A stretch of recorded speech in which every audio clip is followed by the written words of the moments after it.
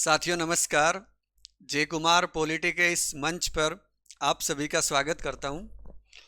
एक लंबे गैप के बाद आप लोगों के बीच में उपस्थित हुआ हूं। कुछ विशेष कारण रहा कि मैं अपनी क्लास रेगुलर नहीं कर सका और आज से अपना टॉपिक शुरू करते हैं। प्रधानमंत्री का हमारा टॉपिक चला हुआ है। साथियों, इसी दौरान वैकेंसियों की भरमार आ चुकी है। बहुत सारे डिपार्टमेंट्स में भर्तियां आई है। हालांकि कुछ विद्यार्थियों की शिकायत है कि भर्तियां कम आई हैं, लेकिन मैं हमेशा से एक बात कहता आया हूं कि आप तैयारी करो। भर्तियां आना ना आना ये गवर्नमेंट का काम है, आपका काम है तैयारी करना। आएगी उस दिन आप लगोगे, कंफर्म है। तैयारी अच्छी करो, तैयारी ऐसी करो कि एक सीट भी आए तो आपका सिलेक्शन हो। सीधी सी बात यह है। और आज जैसे हम सेकंड ग्रेड की तैयारी कर रहे हैं तो लगभग 2200 वैकेंसी है। यही वैकेंसी बढ़ने की पूरी संभावना रहेगी और आगे दोबारा भी वैकेंसी आने की पूरी संभावनाएं रहेगी, क्योंकि वैकेंसी वास्तव में कम आई है। लेकिन इस तरफ आप ध्यान मत दो। बहुत सारे बच्चे अपना टारगेट बदल देते हैं, वो भी बिल्कुल गलत है। तो टारगेट भी मत बदलो, अपना जो टारगेट है वही लेके रखो और लगातार जारी रखो। बहुत अच्छा रहेगा। जो बच्चा टारगेट बदलता है वो कहीं ना कहीं फिर पीछे रहता है, वो दूसरे टारगेट में भी पीछे रहता है और जिसको छोड़ के जा रहा है वो टारगेट उसका वहीं रुक जाता है। चलो, ज़्यादा भूमिका नहीं बनाएंगे, सीधे टॉपिक पर चलते हैं। टॉपिक रहेगा हमारा अब तक के प्रधानमंत्री। प्रधानमंत्री को हमने विस्तार से समझ लिया था, तो आज हम प्रधानमंत्रियों की छोटी छोटी सी चर्चाएं कर लेंगे। उनके कार्यकाल के बारे में कुछ कोई बड़ी घटना हुई है या उनकी कोई उपलब्धियां रही है, उन पर चर्चा करेंगे। तो सबसे पहले पंडित जवाहरलाल नेहरू, भारत के प्रथम प्रधानमंत्री, उन पर चर्चा करते हैं। देखो, इनका जो जन्म हुआ वो 14 नवंबर 1889 को इनका जन्म होता है। और इनका जो योगदान रहा है स्वतंत्रता आंदोलन में, इनका योगदान रहा। उसके बाद प्रधानमंत्री के रूप में इनको चुना गया। कुछ एक तरह से कह सकते हैं इनके नाम के साथ या पटेल जी के साथ मतभेद की कहानियां चलती है, लेकिन हमारा टारगेट किसी भी तरह से उन मतभेदों की तरफ जाने का नहीं है। हमें सीधा सीधा एग्जाम के पॉइंट ऑफ व्यू से पढ़ना है। और वैसे तो पंडित जवाहरलाल नेहरू के बारे में हम जब विदेश नीति पढ़ेंगे तो वहां पर ही विस्तार से पढ़ेंगे।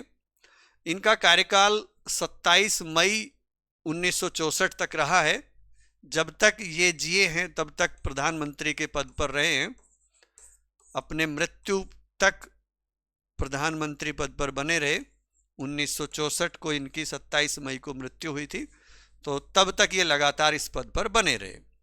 1947 से शुरुआत में बिना चुनाव के इनको चुना गया, क्योंकि चुनाव तो 1952 में हुए हैं। निर्वाचन तो इनका एक तरह से कह सकते हैं 1952 में, लेकिन 1947 में इनको प्रधानमंत्री मान लिया था, नियुक्त कर लिया था सभी ने आपस में सहमति से, तो इनको प्रधानमंत्री बना दिया गया था। तो इनको जब शुरुआत में पहले प्रधानमंत्री के रूप में शपथ दिलाई, तो वो शपथ दिलाई थी लॉर्ड माउंटबेटन ने। लॉर्ड माउंटबेटन, क्योंकि हमें पता है जो गवर्नर जनरल का पद है वो ही पद आगे चल के राष्ट्रपति के रूप में परिवर्तित हुआ है। तो राष्ट्रपति का पद 1950, 26 जनवरी 1950 को हमारा संविधान लागू होता है और फिर राष्ट्रपति नियुक्त होते हैं। 24 जनवरी को हो गए थे नियुक्त। और उसके बाद फिर 1952 में राष्ट्रपति के निर्वाचन होते हैं। तो 2 साल तक शुरुआत में डॉक्टर राजेंद्र प्रसाद जैसे प्रधानमंत्री रहे, जवाहरलाल नेहरू, वैसे ही डॉक्टर राजेंद्र प्रसाद को भी नियुक्त किया गया। फिर 1952 में उनको निर्वाचित किया गया। तो जब राष्ट्रपति कोई नहीं थे तो उस समय राष्ट्रपति का पद क्रिएट नहीं हुआ था, तो गवर्नर जनरल का पद था। गवर्नर जनरल जब भारत हमारा आज़ाद हुआ तो लॉर्ड माउंटबेटन ही थे, तो उन्होंने ही पंडित जवाहरलाल नेहरू को शपथ दिलाई थी। देखो 1947 से और 1952 तक इनका पहला कार्यकाल रहता है, और 52 से और 57 तक इनकी पहली लोकसभा रहती है। 1952 से 57 ये पहली लोकसभा, दूसरी लोकसभा 1957 से 62 और तीसरी लोकसभा 1962 से 67 तक रहती है। लेकिन इनका निधन इस तीसरी लोकसभा के बीच में हो गया था, यानी इनका कार्यकाल तो चौथा कह सकते हैं। और 1947 से पहले भी इनको हम कह सकते हैं कि प्रधानमंत्री थे, हालांकि नाम प्रधानमंत्री नहीं था, लेकिन वो सारी शक्तियां प्रधानमंत्री वाली उनके अंदर आ चुकी थी। जब गवर्नर जनरल 1946 में जब गवर्नर जनरल की जो कार्यपालिका बनी थी, उसमें एक तरह से इनको उपाध्यक्ष का पद दिया था, और वो सारी शक्तियां लगभग प्रधानमंत्री वाली उस उपाध्यक्ष के पद में थी। लेकिन देश जब आज़ाद हुआ 1947 को, तो 1947 से ये प्रधानमंत्री रहे 27 मई 1964 तक, तीसरी लोकसभा में। तो पहली, दूसरी, तीसरी लोकसभा में इन्होंने काम किया है। और तीसरी लोकसभा का कार्यकाल, ध्यान रखना साथियों, 1962 से 67 तक था। इसी बीच में लाल बहादुर शास्त्री भी आएंगे, इसी बीच में इंदिरा गांधी भी आएंगी। तो तीसरी लोकसभा में 3 प्रधानमंत्री काम करेंगे। देखो स्वतंत्रता से पहले 2 सितंबर 1946 से 15 अगस्त 1947 तक वायसराय की अध्यक्षता में जो अंतरिम सरकार का गठन हुआ था, उसमें उपाध्यक्ष का पद इन्होंने संभाला, जिसमें प्रधानमंत्री की सारी शक्तियां थी। तो एक तो वो कार्यकाल हो गया इनका 1947 से पहले का, 15 अगस्त से पहले का। वो उसको हम प्रधानमंत्री का पद नहीं कहेंगे, लेकिन अंतरिम सरकार में उपाध्यक्ष का पद इनको मिला था। तो एक कार्यकाल तो वो हो गया इनका 2 सितंबर 2/9/46 से 15/8/47, फिर 15/8/47 से यानी 1947 से और 52 का एक कार्यकाल हो गया। तो इस तरह से एक लंबी अवधि में भारत को एक प्रधानमंत्री मिला, और अभी तक कोई भी प्रधानमंत्री इतनी लंबी अवधि तक काम नहीं कर पाया है।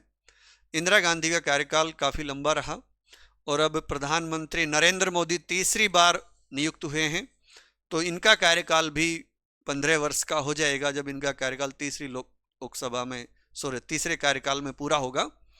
लेकिन फिर भी अभी तक का इनका कार्यकाल सबसे लंबा रहा है। आप देख सकते हैं कि कितने लंबे समय में इन्होंने उस पद को संभाला, कितने लंबे समय तक। लेकिन बात यह है साथियों कि इनके सामने बहुत बड़ी चुनौतियां थी, और चुनौतियां ये थी कि जब देश आज़ाद हुआ तो आप समझ सकते हो एक नया देश बनाना, देश छोड़कर जा रहे हैं जो चलाने वाले उसके मुखिया वो जा रहे हैं, पूरी सत्ता हस्तांतरित होना, देश की स्थिति खराब, अंग्रेजों ने देश को लूटा, किस तरह से व्यापार किया, व्यापार के माध्यम से देश की आर्थिक स्थिति बहुत खराब हो चुकी थी। यानी भारत को 15 अगस्त 1947 को ब्रिटिश शासन से आज़ादी मिली, लेकिन उस समय बहुत सारी चुनौतियां और समस्याओं से हमारा देश जूझ रहा था। तो उस दौर में ये प्रधानमंत्री बने हैं। भारत और पाकिस्तान का विभाजन हुआ है, आज़ादी के साथ ही देश को विभाजन भी मिला और भारी जनसंख्या विस्थापन हुआ। आपने देखो कितनी मार काट हुई है, लाखों लोग पलायन करे हैं, कितने लोग मरे हैं, ट्रेन की ट्रेन काट दी गई है। वो दौर इनके सामने था। सांप्रदायिक दंगे कितने बड़े स्तर पर हुए, विभाजन के बाद कितनी लाखों लोग मारे गए। शरणार्थी का संकट आया इनके सामने कि भारत में बड़ी संख्या में शरणार्थी आए, पुनर्वास करना, देखभाल के लिए सरकार पर बहुत बड़ा दबाव पड़ा, उनकी भी देखभाल की जिम्मेदारी थी। अर्थव्यवस्था बिल्कुल खस्ता हाल थी, क्योंकि ब्रिटिश शासन के दौरान वो ऐसी स्थिति बन चुकी थी। औद्योगिक और कृषि उत्पादन तो मतलब गिरावट इतनी जबरदस्त थी उसमें, तो उस क्षेत्र में, और तीसरा कोई विकल्प भी नहीं था। ये दो ही चीज थे। और उद्योग तो उन्होंने सारे अपने हिसाब से लगाए थे, अपने फायदे के लिए लगाए थे, जिसमें उनको फायदा हो। गरीबी, यानी देश की 70% से अधिक जनसंख्या गरीबी रेखा के नीचे का जो एक लेवल होता है, उससे भी ज्यादा, 70 से भी ज्यादा कह सकते हैं, ऐसी हालत थी। बेरोजगारी की आप चर्चा ही ना करें तो, क्योंकि रोजगार तो कुछ था ही नहीं, क्योंकि औद्योगिक अवसंरचना इतनी कमजोर थी। रोजगार के अवसर, उसको आप चर्चा ना ही करें तो अच्छा है। सामाजिक समस्याएं, जातिगत व्यवस्था, भेदभाव, महिलाओं की स्थिति, छुआछूत, ये सब इतनी समस्याएं, शिक्षा, साक्षरता, इतनी कम दर देश में, यानी ये मान के चलो उस समय देश की जो साक्षरता दर थी, मुश्किल से 11-12% लोग साक्षर थे। शिक्षा का कितना बड़ा अभाव था, शिक्षा के केंद्र नहीं थे, उच्च शिक्षण संस्थान नहीं थे। कृषि का संकट, खाद्य संकट, यानी कृषि उत्पादन में गिरावट हुई थी बहुत बड़े स्तर पर, और पूरा देश तो, हमारी जो अर्थव्यवस्था है, कृषि पर ही निर्भर थी। भूखमरी, अकाल, ये सारी चीजें देश ने देखी है। और लोगों के स्वास्थ्य से समस्याएं, ये सारी महामारी, प्लेग, मलेरिया, ऐसी बीमारियां, यानी उस समय देखे तो औसत आयु लगभग शायद 30-32 साल के आसपास औसत आयु थी, 32-33 साल की। तो कितनी बुरी स्थिति में देश था। औद्योगिक विकास की इतनी बड़े स्तर पर कमी थी। यानी एक तो भाई छोटे उद्योग तो खत्म हो गए थे। पहले भारत में कुटीर उद्योग काफी थे, शिल्प उद्योग था, कुटीर उद्योग था, लेकिन अंग्रेजों की नीतियों से हमारे उद्योग ठप हो चुके थे। अब वो सारी चीजें दोबारा डेवलप करनी है, पूरा देश है, पूरी शासन व्यवस्था है, संविधान बनाना है, उसके अनुसार पूरा सिस्टम है, पुलिस व्यवस्था है, पूरे राज्य हैं, राज्यों के अलग हित हैं, उसका एकीकरण है। कितने बड़े काम थे। एकीकरण में सरदार वल्लभ भाई पटेल ने बहुत बड़ा रोल निभाया। तो साथियों, कुल मिलाकर कहने की बात यह है कि भारत के सामने उनके प्रधानमंत्री कार्यकाल में बहुत बड़ा चैलेंज था। तो उस दौर में उस पद को संभालना अपने आप में एक बड़ा कार्य था, जो कि उन्होंने किया। जैसा भी हुआ, हो सकता है आपकी विचारधारा अलग हो सकता है आप अलग विचार रखते हो अपने, लेकिन हमें किसी भी प्रकार की विचारधारा से ना जुड़ते हुए, हमें केवल और केवल सभी प्रधानमंत्रियों के बारे में परीक्षा की दृष्टि से पढ़ना है। तो इनके बारे में जो भी परीक्षा की दृष्टि से होगा, 2-4 लाइन तो यहां लिखवाएंगे। बाकी जब इनका हम विदेश नीति पढ़ेंगे, मुख्य रूप से अंतर्राष्ट्रीय संबंधों पर चर्चा करेंगे, या फिर भारत की विदेश नीति में नेहरू का योगदान, स्पेशल एक टॉपिक है आपके इस सिलेबस में, उस पर चर्चा करेंगे, तो वहां चर्चा हो जाएगी। ज्यादा चर्चा इन पर नहीं करेंगे। तो इनका पहले एक बार छोटा सा संक्षिप्त परिचय लिख लीजिए, फिर आगे लाल बहादुर शास्त्री जी के बारे में चर्चा करते हैं। लिखो, हेडिंग डालो, अब तक के प्रधानमंत्री। नंबर 1, जवाहरलाल नेहरू। जन्म, इनका जन्म से मृत्यु तक का लिखना चाहो तो लिख लो। इनका जन्म 14 नवंबर 1889 से, और ये तारीख भी लिखना चाहो तो लिख लो, 27 मई 1964 तक। ये तो इनका जीवन काल रहा है। उसके बाद प्रधानमंत्री के कार्यकाल के बारे में हम लिख सकते हैं कि लिख लो प्रधानमंत्री के रूप में इनका कार्यकाल। तो लिखो, पहला कार्यकाल 1947 से, या 15 अगस्त 1947 से 1952। शपथ लिख लेना, लॉर्ड माउंटबेटन। दूसरा कार्यकाल, ये निर्वाचन के रूप में तो पहला ये है, लेकिन वैसे दूसरा है ये पहला, ये दूसरा, ये तीसरा, ये चौथा। 1952 से 57। यहां पर लिख लेना पहली लोकसभा। पहला कार्यकाल 1947 से 52, शपथ लॉर्ड माउंटबेटन। फिर लिखो पहली लोकसभा में 1952 से 57, दूसरी लोकसभा में 1957 से 62, तीसरी लोकसभा में 1962 से 27 मई 1964 तक। ये तो तीसरी लोकसभा का कार्यकाल है। इनका कार्यकाल 64 में इनकी मृत्यु पर समाप्त हो जाता है। तो लिखो आगे, एक नोट डाल के लिख लो। तीसरी लोकसभा का कार्यकाल 1962 से 67 तक रहा था, 67 तक रहा था, ताकि इनका कार्यकाल तो अब जो तीसरी लोकसभा में 62 से और ये 64 हो जाएगा। बाकी नोट डाल के लिख लेना कि तीसरी लोकसभा का कार्यकाल 1962 से 67 तक था। आगे लिखो, एक और नोट डालो, लिखो स्वतंत्रता से पहले भी 2 सितंबर 1946 से 15 अगस्त 1947 तक वायसराय की अध्यक्षता में गठित अंतरिम सरकार में उपाध्यक्ष पद पर थे, जिसमें प्रधानमंत्री की लगभग सभी शक्तियां उपाध्यक्ष के पास थी। नेक्स्ट, जवाहरलाल नेहरू की मृत्यु 27 मई 1964 को दिल का दौरा यानी हार्ट अटैक होने से या दिल का दौरा पड़ने से हुई थी। नेक्स्ट, इनकी मृत्यु के बाद गुलजारी लाल नंदा को कार्यवाहक प्रधानमंत्री बनाया गया। एक नोट डाल के और लिख लो, संविधान में कार्यवाहक प्रधानमंत्री का उल्लेख नहीं है। संविधान में कार्यवाहक प्रधानमंत्री का उल्लेख नहीं है। अब दूसरा,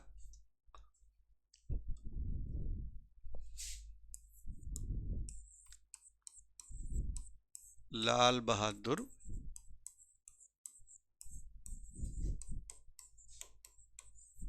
शास्त्री। देखो, ये अपने आप में एक अलग ही पर्सनैलिटी थी। एक इतनी सादगी से जीवन जिया तो शायद ही कोई व्यक्ति ऐसा कर सकता है। इनका जो जन्म तो 2 अक्टूबर, गांधी जी के जन्मदिन ही इनका जन्मदिन मनाते हैं हम। 2 अक्टूबर 1904 को इनका जन्म हुआ है, 2 अक्टूबर 1904, और मृत्यु 11 जनवरी 1966 को। 10 जनवरी की रात को 2 बजे जो समय था, तो डेट तो 11 ही हो गई थी, 11 जनवरी 1966। ये इनका जन्म से लेकर मृत्यु दोनों तारीख है। बाकी बीच में और अध्ययन करते हैं। देखो, भारत के दूसरे प्रधानमंत्री हुए और अपनी सादगी, ईमानदारी, दूरदर्शिता के लिए बहुत प्रसिद्ध हैं। शास्त्री जी ने जय जवान जय किसान का नारा दिया। इनका कार्यकाल अपने आप में कह सकते चुनौतीपूर्ण था। देश ने पाकिस्तान के साथ युद्ध झेला, अकाल पड़ गया, एक तरफ युद्ध चल रहा है, युद्ध में जो हानि होती है, आर्थिक रूप से देश की स्थिति होती है, वो बहुत खराब हो जाती है, और ऊपर से अकाल। तो किसान और जवान 2 लोगों की बहुत बड़ी भूमिका हुई।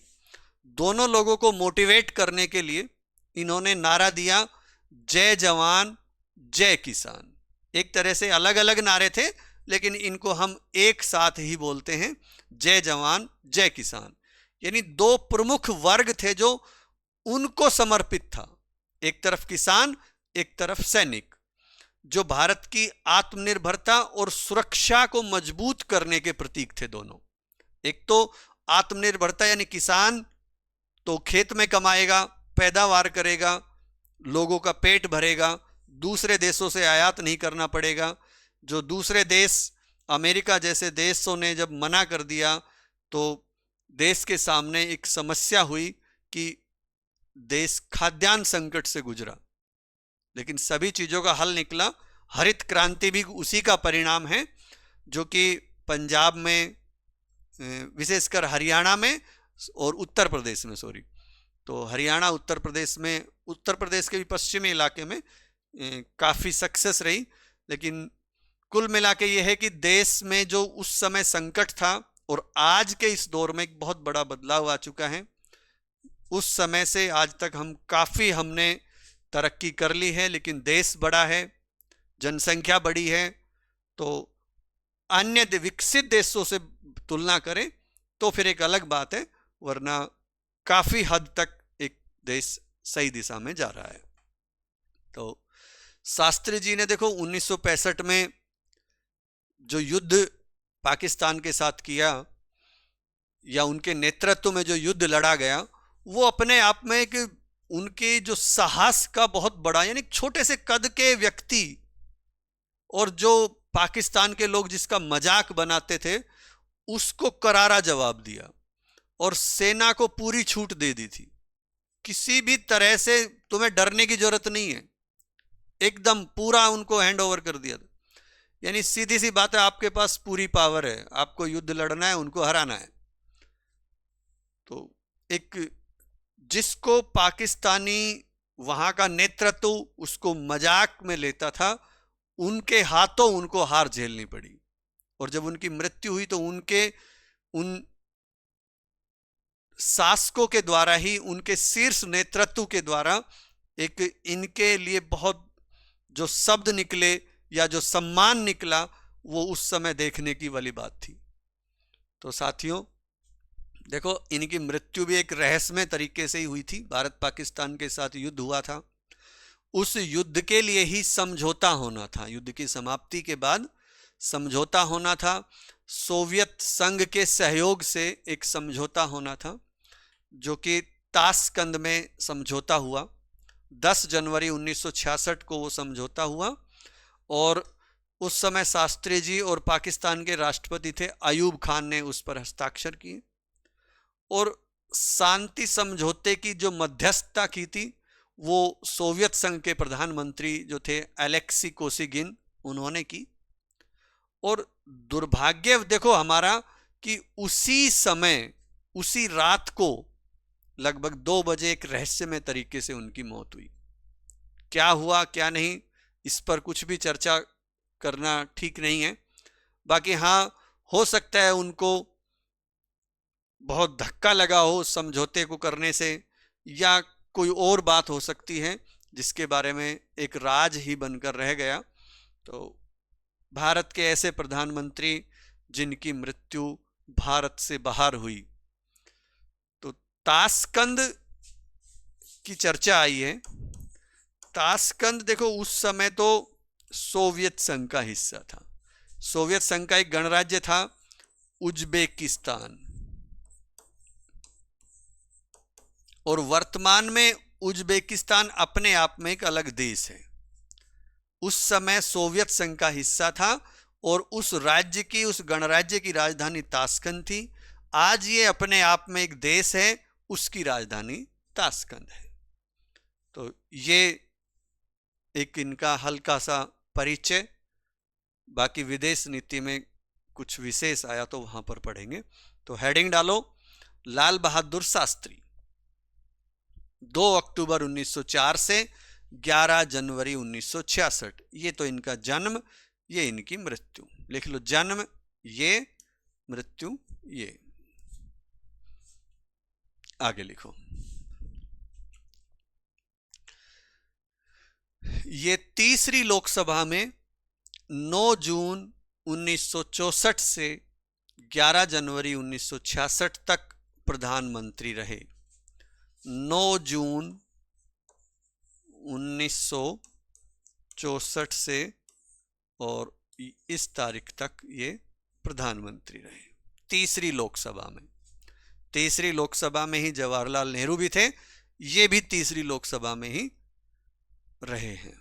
नेक्स्ट, लाल बहादुर शास्त्री भारत के दूसरे प्रधानमंत्री, अपनी सादगी, ईमानदारी और दूरदर्शिता के लिए जाने जाते हैं।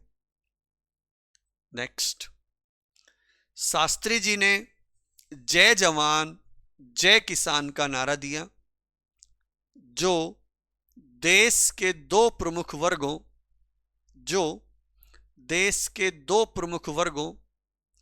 किसान और सैनिक को समर्पित था, जो कि भारत की आत्मनिर्भरता और सुरक्षा को मजबूत करने का प्रतीक था, जो कि भारत की आत्मनिर्भरता और सुरक्षा को मजबूत करने का प्रतीक था। किसान जय किसान यानी भारत की आत्मनिर्भरता, जय जवान यानी देश की सुरक्षा। नेक्स्ट, शास्त्री जी के नेतृत्व में भारत ने 1965 के भारत पाकिस्तान युद्ध में साहस और कुशल नेतृत्व दिखाया। नेक्स्ट, इस युद्ध के बाद 10 जनवरी 1966 को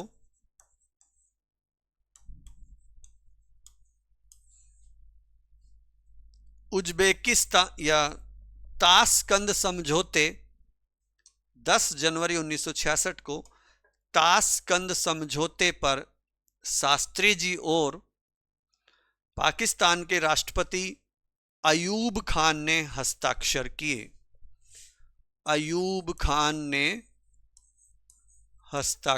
किए। नेक्स्ट, इस शांति समझौते की मध्यस्थता सोवियत संघ के प्रधानमंत्री एलेक्सी कोसिगिन ने की थी, लेकिन दुर्भाग्यवश शास्त्री जी की मृत्यु उसी समय ताशकंद में ही रात के लगभग 2 बजे रहस्यमय तरीके से हुई। एलेक्सी कोसिगिन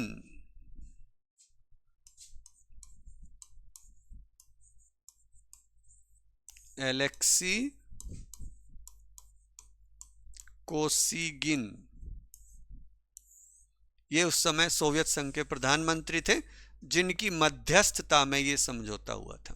नेक्स्ट, ताशकंद वर्तमान उज्बेकिस्तान की राजधानी है, जो कि उस समय सोवियत संघ का हिस्सा था। नेक्स्ट, इनकी मृत्यु के बाद भी गुलजारी लाल नंदा को कार्यवाहक प्रधानमंत्री बनाया।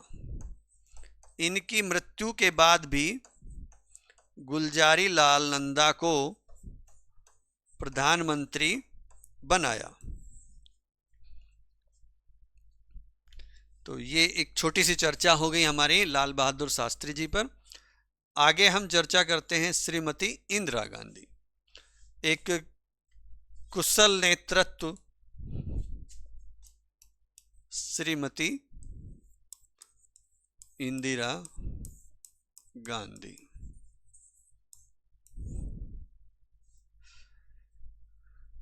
देखो, इंदिरा गांधी को भी अचानक से पद संभालना पड़ा।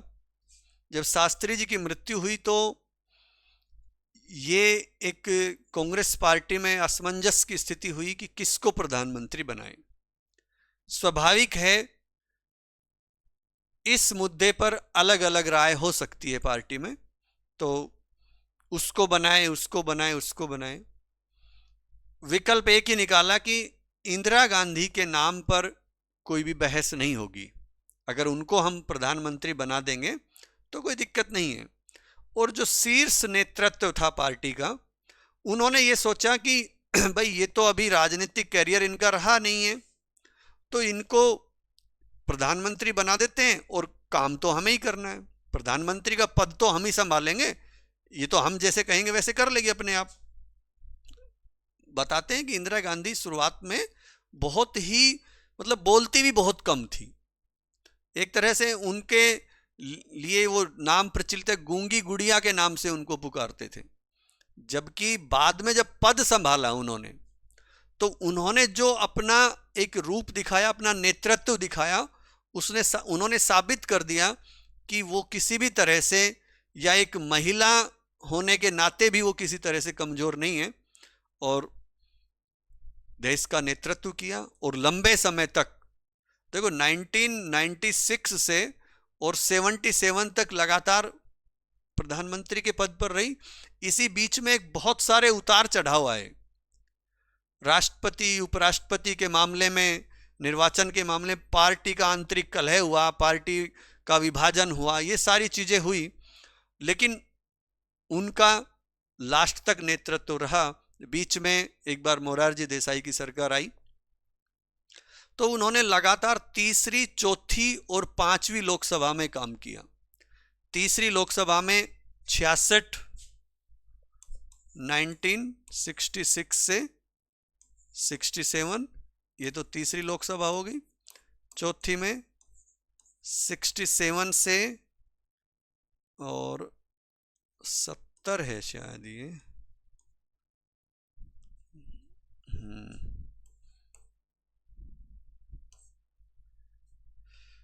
हाँ 70 ही है।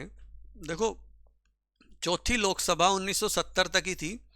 इस दौरान क्या होता था, पार्टी का विभाजन हो गया था और इंदिरा गांधी को पार्टी से निकाल दिया शीर्ष नेतृत्व ने, और मोरारजी देसाई के नेतृत्व में कांग्रेस ओ का गठन हुआ।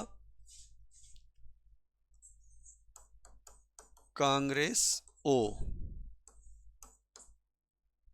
यानी ऑर्गेनाइजेशन, ओ से ऑर्गेनाइजेशन, और इंदिरा गांधी के नेतृत्व में कांग्रेस आर यानी रूलिंग पार्टी। तो कांग्रेस में विभाजन हो गया और ये स्थिति बनी, दो पार्टी, मोरारजी देसाई के नेतृत्व में कांग्रेस ओ यानी कांग्रेस संगठन या कांग्रेस ऑर्गेनाइजेशन, और इंदिरा गांधी के नेतृत्व में कांग्रेस आर का गठन हुआ। पार्टी में विभाजन के बाद इंदिरा गांधी ने सीपीआई, मार्क्सवादी जो है, उनके समर्थन से कुछ दिन सरकार चलाई, लेकिन फिर 1970 में उन्होंने लोकसभा को भंग करने की सिफारिश कर दी। देखो, अगर हम इस पूरे घटनाक्रम को समझें तो एक तरह से इंदिरा गांधी बनाम सिंडिकेट का मामला था पूरा। यानी कांग्रेस के विभाजन की शुरुआत को देखें, सिंडिकेट का मतलब कह सकते हैं कि कांग्रेस के भीतर ही जो ताकतवर और प्रभावशाली नेता थे उनका एक समूह, उसको सिंडिकेट कहते हैं। इस समूह ने इंदिरा गांधी को प्रधानमंत्री बनवाने में अपनी महत्वपूर्ण भूमिका निभाई थी। उन सब ने ही इनको चुना था। सिंडिकेट के नेताओं को यह लगता था कि इंदिरा गांधी प्रधानमंत्री बनने के बाद उनके अनुसार काम करेगी, उनकी सलाह पर काम करेगी, उनसे बिना पूछे कुछ भी नहीं करेगी।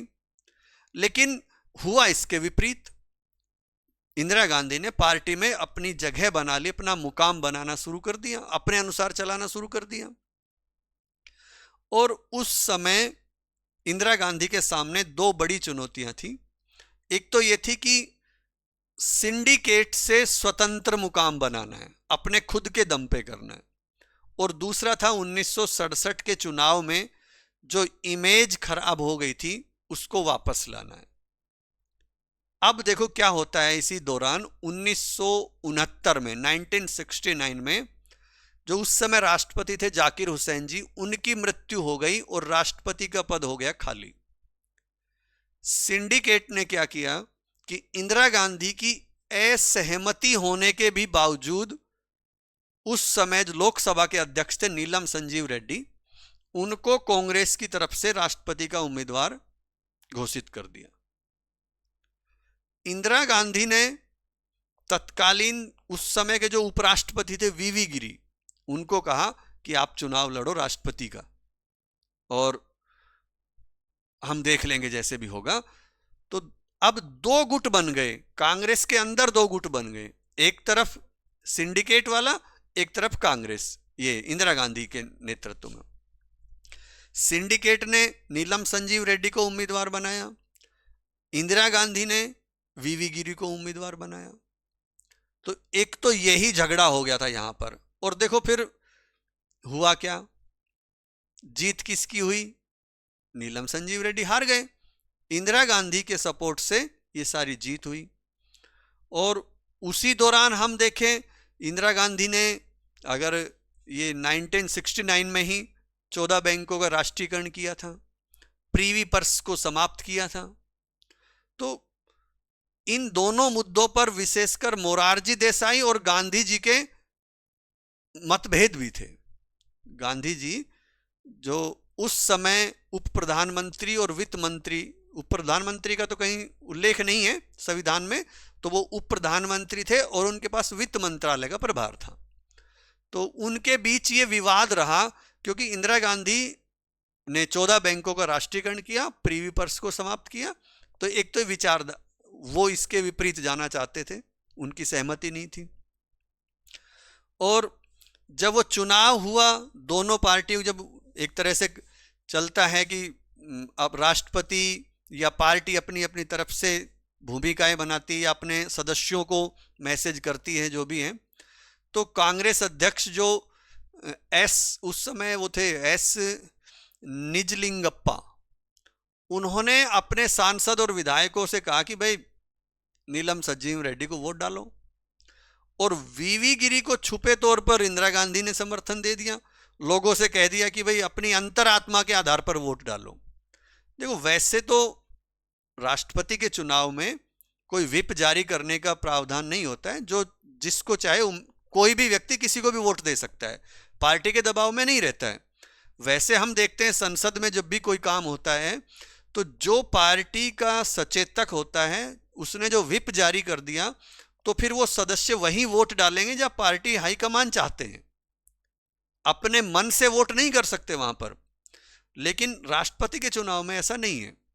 और फिर जब लोगों को संकेत मिला कि इंदिरा गांधी वीवी गिरी के सपोर्ट में है, तो पूर्ण बहुमत उस समय 50% नहीं मिला, दूसरी वरीयता के आधार पर उनको चुना गया, लेकिन वीवी गिरी की जीत हुई अंतिम रूप से।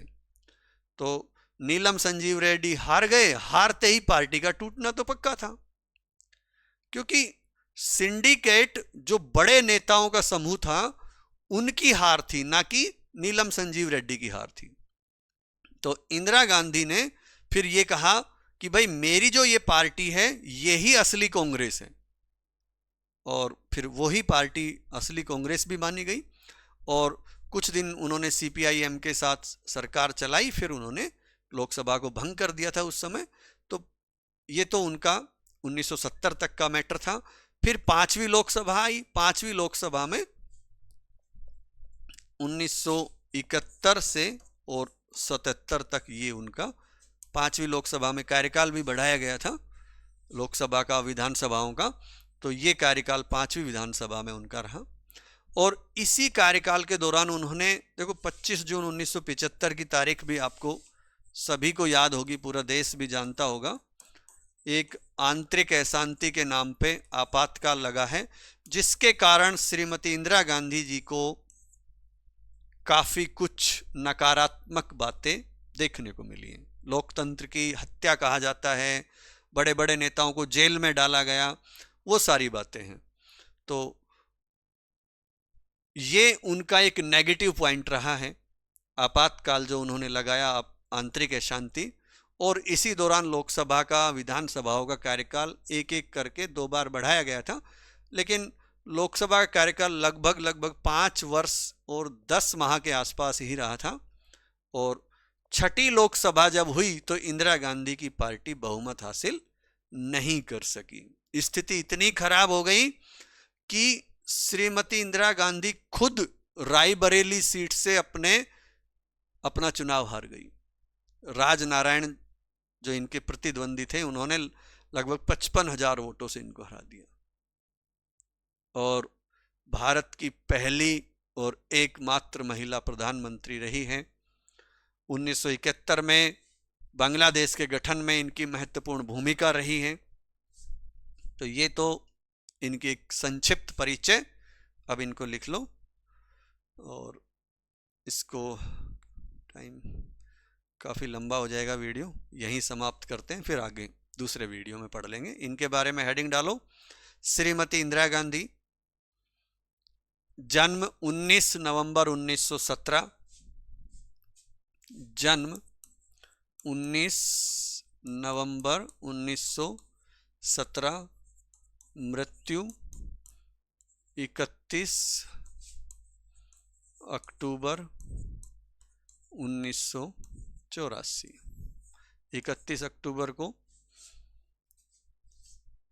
वल्लभ भाई पटेल का जन्म हुआ था। तारीखें सन अलग हैं, तारीख वही है। तो श्रीमती इंदिरा गांधी की मृत्यु 31 अक्टूबर 1984 को हुई। थोड़ी सी चर्चा इनकी अगले कार्यकाल में करेंगे, तो अभी तो यहीं तक लिख लो। इसमें लिखो, प्रधानमंत्री के रूप में कार्यकाल 1966 से 77 तक, 1966 से 77 ये कार्यकाल। एक बार और लिखवाएंगे इनको बीच में मोरारजी देसाई को पढ़ने के बाद।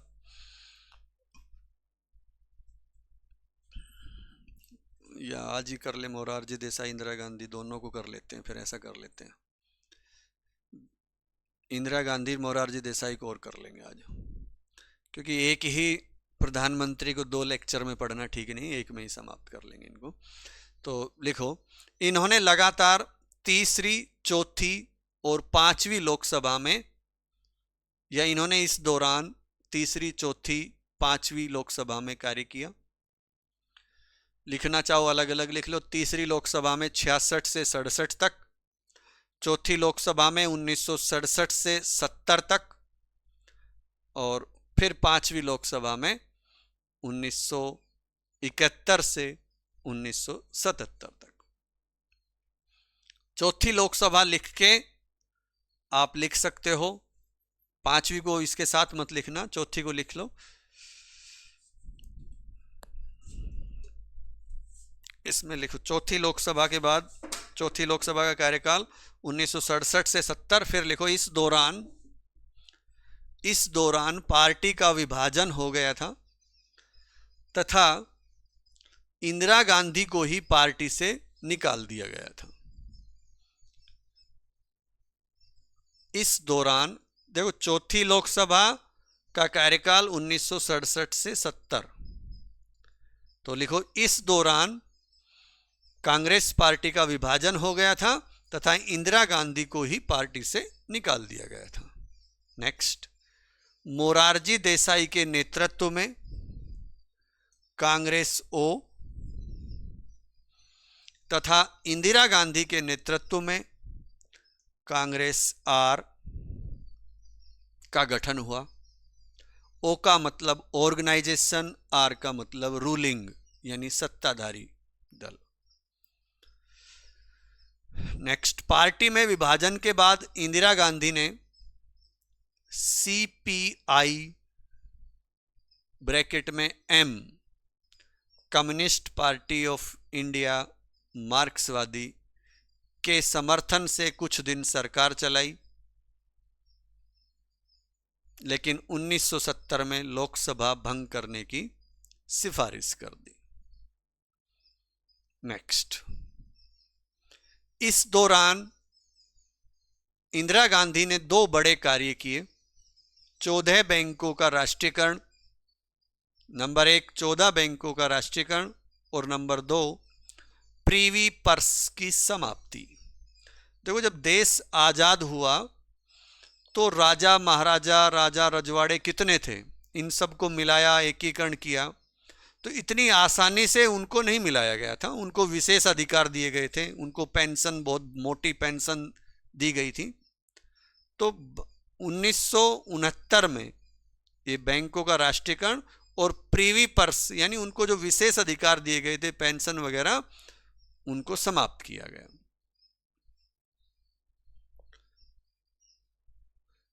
नेक्स्ट लिखो, 5वीं लोकसभा में इन्होंने 1971 से 1977 तक कार्य किया। नेक्स्ट, इसी दौरान 25 जून 1975 इसी दौरान 25 जून 1975 को इंदिरा गांधी ने राष्ट्रपति फखरुद्दीन अली अहमद से सिफारिश करके आंतरिक अशांति के नाम पर राष्ट्रीय आपात लागू करवाया था। देखो, इसको हमने राष्ट्रपति के टॉपिक में विस्तार से पढ़ लिया था कि उस समय एक और आपातकाल भी लगा हुआ था।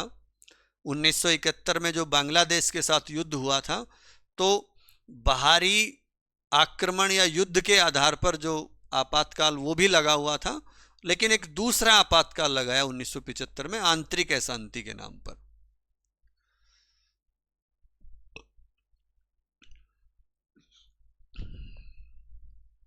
नेक्स्ट, यह आपातकाल आधिकारिक रूप से 21 मार्च 1977 को हटाया गया था। यह भी लिख सकते हो, कार्यकाल इस दौरान लोकसभा और विधानसभाओं का कार्यकाल बढ़ाया गया था।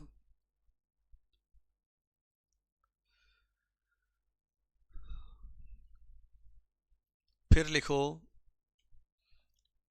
छठी लोकसभा में इंदिरा गांधी की पार्टी बहुमत हासिल नहीं कर सकी। यहां तक कि स्वयं इंदिरा गांधी अपनी रायबरेली सीट से अपने प्रतिद्वंदी श्री राज नारायण से लगभग 55,000 वोटों से हार गई।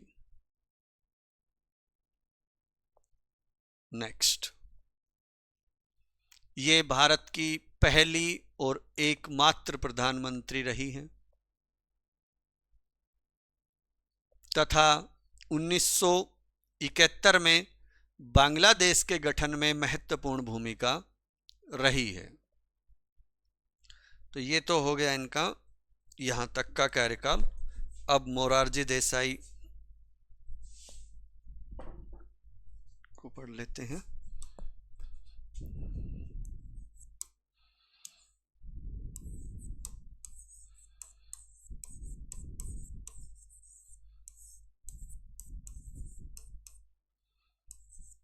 मोरारजी देसाई, देखो, एक तो इनका जन्म ही 29 फरवरी को हुआ है। 29 फरवरी 1896 को इनका जन्म है। तो स्वाभाविक है, जिनका जन्म 29 फरवरी को होगा उनका जन्मदिन भी 4 साल में एक बार आएगा। तो आप लोग, हम सब हर साल अपना बर्थडे मना लेते हैं और इनका बर्थडे 4 साल में एक बार आता है। तो इनका जो जीवन काल रहा 29 फरवरी 1896 से 10 अप्रैल 1995 तक रहा। 1995 में इनकी डेथ हुई है।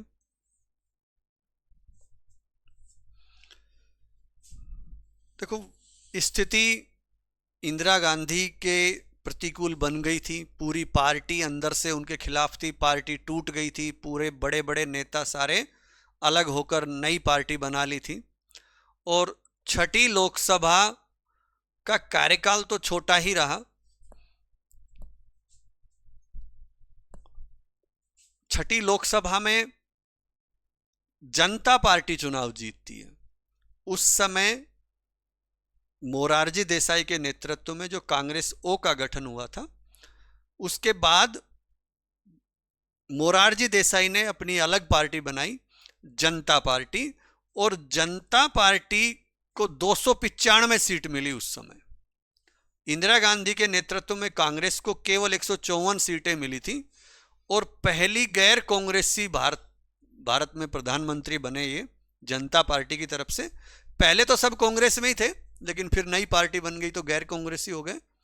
और भारत के सबसे बुजुर्ग प्रधानमंत्री हैं ये। उस समय जब पद संभाला, जब इनकी उम्र 81 साल थी। 81 वर्ष की उम्र में इन्होंने पद संभाला था। और जीवन भी देख लो, लगभग 99 साल की उम्र में इनकी मृत्यु हुई है। तो पूरे 100 साल के आसपास इनका जीवन काल रहा। एकमात्र ऐसे प्रधानमंत्री रहे जिनको भारत रत्न भी मिला और पाकिस्तान का सर्वोच्च सम्मान जो है निशान पाकिस्तान, वो भी इनको मिला है। तो भारत रत्न भी भारत का सर्वोच्च सम्मान है और पाकिस्तान का सर्वोच्च सम्मान है निशान ए पाकिस्तान, वो भी इनको मिला है।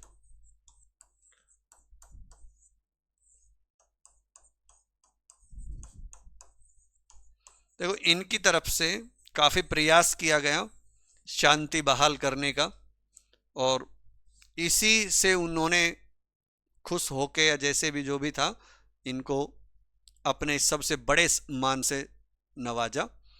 तो उन्होंने सुधारने का, एक तरह से पाकिस्तान के साथ संबंध सुधारने पर जोर दिया था। कुल मिलाकर कार्यकाल छोटा ही रहा उनका, और क्या हुआ कि पार्टी में आंतरिक मतभेद हो गए। चौधरी चरण सिंह ने बगावत कर दी और मोरारजी देसाई के खिलाफ फिर अविश्वास प्रस्ताव ले आए। भाई वो पार्टी से अलग हो गए। तो फिर बहुमत साबित करने की बात आई तो बहुमत साबित होने से पहले ही इन्होंने इस्तीफा दे दिया। तो अविश्वास प्रस्ताव का सामना तो नहीं किया, लेकिन अविश्वास प्रस्ताव लाए। इनको लगा कि अब तो बहुमत हम साबित नहीं कर पाएंगे, तो इन्होंने फिर इस्तीफा दे दिया। तो ये एक इनका कार्यकाल लिख लो। मोरारजी देसाई, जन्म मृत्यु, आगे लिखो। प्रधानमंत्री के रूप में इनका कार्यकाल 1977 से 1979 तक छठी लोकसभा में रहा है। 1977 से 79 तक छठी लोकसभा में रहा है। नेक्स्ट, इस चुनाव में जनता पार्टी को 295 और इंदिरा गांधी के नेतृत्व में कांग्रेस को 154 सीटें मिली थी। ये आंकड़े भी कहीं ना कहीं आपके काम आ जाते हैं, इसलिए लिख लिया करो इनको। जनता पार्टी की तरफ से ही प्रधानमंत्री बने थे, मैंने लिखवाया नहीं, ध्यान रखना। तो इसको चाहो तो लिख लेना कहीं भी। लिखो, प्रथम गैर कांग्रेसी प्रधानमंत्री एवं भारत के सबसे बुजुर्ग प्रधानमंत्री थे, या सबसे अधिक उम्र के प्रधानमंत्री थे। ब्रैकेट में लिखना चाहो तो लिख लो, 81 वर्ष थी इनकी उम्र उस समय। नेक्स्ट, एकमात्र ऐसे प्रधानमंत्री जिन्होंने भारत रत्न और पाकिस्तान, या एकमात्र ऐसे प्रधानमंत्री जिन्हें भारत और पाकिस्तान के सर्वोच्च सम्मान से नवाजा गया। भारत और पाकिस्तान के सर्वोच्च सम्मान से नवाजा गया। और ब्रैकेट में लिखना चाहो तो लिख लेना, भारत रत्न 1991 और निशान पाकिस्तान 1990।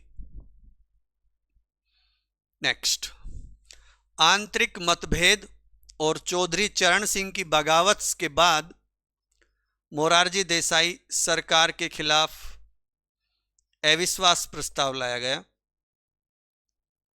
मोरारजी देसाई सरकार के खिलाफ अविश्वास प्रस्ताव लाया गया, लेकिन इन्होंने बहुमत साबित करने से पहले ही इस्तीफा दे दिया। देखो, अविश्वास प्रस्ताव से अब तक भारत में किसी भी प्रधानमंत्री को नहीं हटाया गया, ये ध्यान रखना। नेक्स्ट, इंदिरा गांधी को पढ़ें, उससे पहले बीच में अभी और भी प्रधानमंत्री आएंगे। तो चौधरी चरण सिंह बीच में आते हैं। देखो, 5वें प्रधानमंत्री चौधरी चरण सिंह,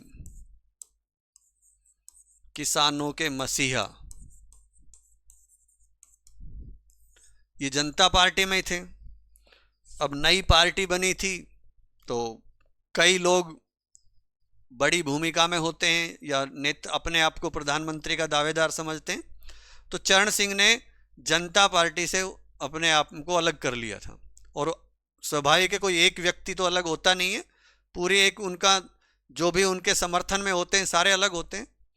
तो उन्होंने अपने आप को अलग कर लिया था और छठी लोकसभा में ही इनका कार्यकाल रहा था, जुलाई 79 से और जनवरी 1980 तक। एक बहुत छोटा सा कार्यकाल रहा था। चौधरी चरण सिंह कांग्रेस के समर्थन से प्रधानमंत्री बने थे, ये भी ध्यान रखना। ये जो समर्थन इन्होंने लिया था वो इंदिरा गांधी का ही समर्थन लिया था इन्होंने।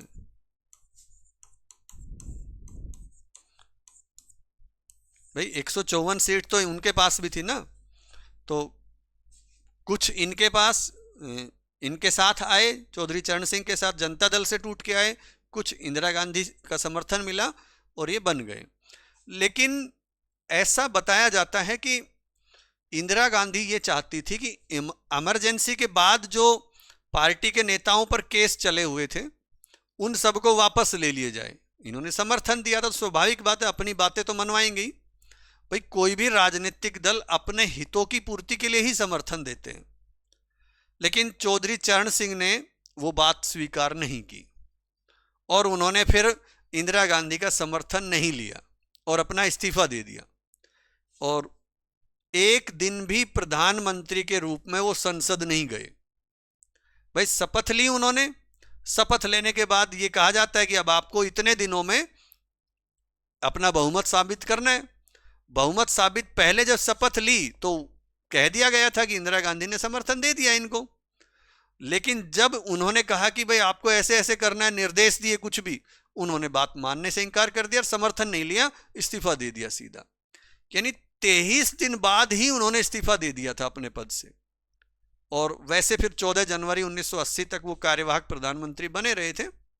देखो ध्यान रखना, क्योंकि आप ये कहोगे सर कार्यवाहक प्रधानमंत्री तो हमने गुलजारी लाल नंदा के बारे में ही पढ़ा है और तो चर्चा ही नहीं हुई है, या राजीव गांधी को बाद में फिर नियुक्त ही कर दिया था इंदिरा गांधी की मृत्यु के बाद। देखो प्रधानमंत्री की जब मृत्यु होती है तो कार्यवाहक प्रधानमंत्री नियुक्त करना पड़ता है, क्योंकि राष्ट्रपति बिना मंत्री परिषद की सलाह से तो कोई काम कर ही नहीं सकता। तो जब प्रधानमंत्री ही नहीं है तो मंत्री परिषद तो अपने आप भंग हो जाती है। मंत्री परिषद तो प्रधानमंत्री के साथ साथ चलती है, यानी एक साथ तैरती है, एक साथ डूबते हैं सारे। तो जैसे ही प्रधानमंत्री की मृत्यु होती है तो मंत्री परिषद अपने आप भंग हो जाती है, सबके इस्तीफे मान लिए जाते हैं कि अब कोई प्रधानमंत्री परिषद है ही नहीं। तो राष्ट्रपति अकेला काम नहीं कर सकता, क्योंकि संसदीय शासन व्यवस्था में यह है, नियम है कि राष्ट्रपति प्रधानमंत्री वाली मंत्री परिषद की सलाह से काम करेगा। तो उसके लिए फिर कार्यवाहक प्रधानमंत्री नियुक्त किया जाता है जब मृत्यु हो जाती है तो। और कोई प्रधानमंत्री इस्तीफा देता है तो फिर उनको ही एक तरह से ये कहे भाई जब तक नई मंत्री परिषद नहीं आती तब तक आप ही इस पद पर रहेंगे। तो ऐसे तो कई प्रधानमंत्री रहते हैं, लेकिन विशेषकर जब मृत्यु हो जाती तो फिर नियुक्त करना पड़ता है। तो वैसे तो ये 23 दिन ही प्रधानमंत्री के पद पर रहे थे, फिर इस्तीफा दे दिया, लेकिन नए प्रधानमंत्री तक 14 जनवरी 1980 तक ये कार्यवाहक प्रधानमंत्री बने रहे। तो इन्होंने संसद का सामना ही नहीं किया, प्रधानमंत्री के रूप में ये कभी भी संसद नहीं गए। और फरवरी 2024 में अभी इसी साल इन्हें मरणोपरांत भारत रत्न से सम्मानित करने की घोषणा की गई इनकी। फरवरी 2024, मैंने 1924 तो नहीं बोल दिया, पता नहीं, ध्यान रखना। फरवरी 2024 इसी साल इनको भारत रत्न देने की भी घोषणा की गई है। तो ये इनका एक छोटा सा कार्यकाल लिख लो। नंबर 5 चौधरी चरण सिंह। जन्म मृत्यु लिखो तो लिख लो 23 दिसंबर 1902 से 29 मई 1987। बाकी इतना जन्म के बारे में इनसे ज़्यादा प्रश्न पूछने की संभावनाएं नहीं बनती हैं, क्योंकि फिर भी आप याद रख सकते हो, देख लेना। लिखो नेक्स्ट। प्रधानमंत्री के रूप में इनका कार्यकाल 28 जुलाई 1979 से 14 जनवरी 1980 तक रहा है। नेक्स्ट, इनका कार्यकाल भी छठी लोकसभा में ही रहा है। चौधरी चरण सिंह कांग्रेस अर्थात इंदिरा गांधी के समर्थन से प्रधानमंत्री बने थे। नेक्स्ट, उन्होंने 23 दिन बाद ही अपने पद से इस्तीफा दे दिया था, लेकिन वे 14 जनवरी 1980 तक कार्यवाहक प्रधानमंत्री बने रहे। ध्यान रखना साथियों, चाहे ये लाइन लिख लो बेशक आप चाहो तो, या वैसे ध्यान रख लेना कि प्रधानमंत्री की मृत्यु होती है तो कार्यवाहक प्रधानमंत्री नियुक्त करना पड़ता है, और क्योंकि राष्ट्रपति बिना मंत्रिपरिषद की सलाह से काम नहीं कर सकता, और जब कोई प्रधानमंत्री इस्तीफा देता है तो वो ही एक तरह से अस्थायी रूप से उस पद को संभालते हैं जब तक नए प्रधानमंत्री नियुक्त नहीं हो जाते। नेक्स्ट लिखो, इन्होंने कभी संसद का सामना नहीं किया। इन्होंने कभी संसद का सामना नहीं किया। नेक्स्ट, फरवरी 2024 में इन्हें मरणोपरांत भारत रत्न से सम्मानित करने की घोषणा की गई। अब ले लेते हैं एक प्रधानमंत्री और श्रीमती इंदिरा गांधी दोबारा से। इनका कार्यकाल देखो 7वीं लोकसभा में रहा, और 7वीं लोकसभा में 14 जनवरी 1980 से फिर 31 अक्टूबर 1984 तक, अपनी मृत्यु तक इनका कार्यकाल रहा है।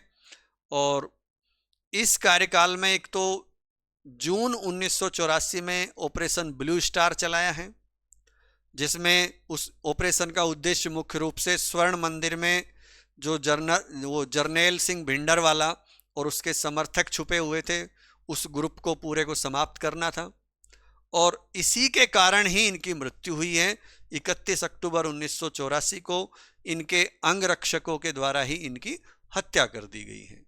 तो बस इतना ही लिख लो, फिर इस लेक्चर का समापन करते हैं।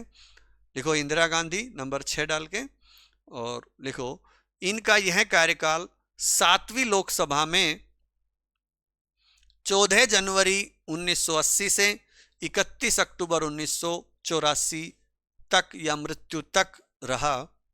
नेक्स्ट, इस कार्यकाल में इनके द्वारा जून 1984 में ऑपरेशन ब्लू स्टार चलाया गया। नेक्स्ट, इसका उद्देश्य या इस ऑपरेशन का उद्देश्य स्वर्ण मंदिर में छिपे हुए जर्नैल सिंह भिंडरवाले और उसके समर्थकों को समाप्त करना था। नेक्स्ट, इसी के परिणाम स्वरूप 31 अक्टूबर 1984 को इनके अंगरक्षकों के द्वारा ही इनकी हत्या कर दी गई। साथियों धन्यवाद, नेक्स्ट लेक्चर में मिलते हैं।